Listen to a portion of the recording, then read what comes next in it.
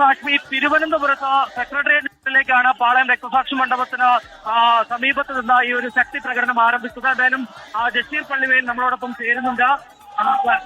വലിയ ആവേശമാണ്. നിലവിൽ ഇപ്പോൾ വീട് തന്നെ മുഖ്യമന്ത്രി ആവണമെന്ന് തന്നെയാണോ നിങ്ങളുടെ ആവശ്യം?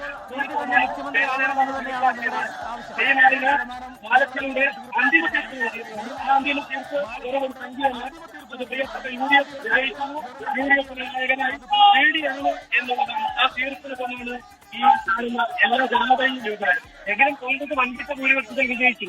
കൃത്യമായിട്ടുള്ള ഒരു നേതൃത്വ നിരയെ തെരഞ്ഞെടുക്കുവാൻ വേണ്ടി കഴിഞ്ഞില്ല എന്ന് പറയുമ്പോൾ അത് ഈ വോട്ടിട്ട ജനങ്ങൾക്ക് മുന്നിൽ ഒരു അപഹാസ്യരാവുകയല്ലേ ഈ കോൺഗ്രസ്? കേരളത്തിലെ ആവാലവിട്ട ജനങ്ങൾക്ക് അവരുടെ തൊഴിലിടങ്ങളിൽ അവരുടെ ഈ പറയുന്ന പ്രതിസന്ധി നടക്കുന്ന കാലഘട്ടങ്ങളിലൊക്കെ ഒരുമിക്കുന്ന പാർട്ടിയാണ്.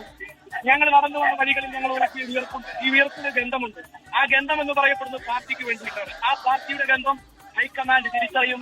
High command V D. സതീശനെ പ്രഖ്യാപിക്കപ്പെടുന്ന വാർത്ത കാതോർക്കാൻ ഞങ്ങൾ പ്രതീക്ഷിക്കുന്നു.